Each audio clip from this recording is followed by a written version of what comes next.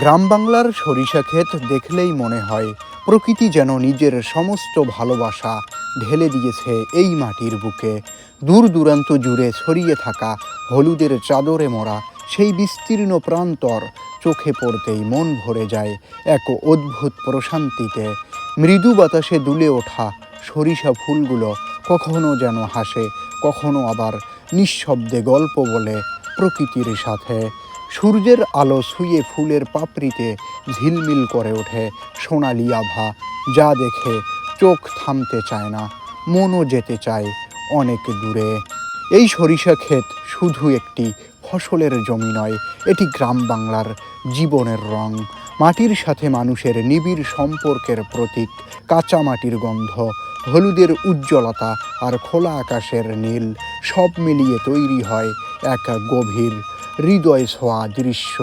এই দৃশ্য মনে করিয়ে দেয় সরল জীবনের সৌন্দর্য, যেখানে প্রকৃতি কোনো শব্দ ছাড়াই মানুষের মনে শান্তি ছড়িয়ে দেয় আর বারবার ফিরে তাকাতে বাধ্য করে গ্রাম বাংলার এই সোনালি স্বপ্নের দিকে।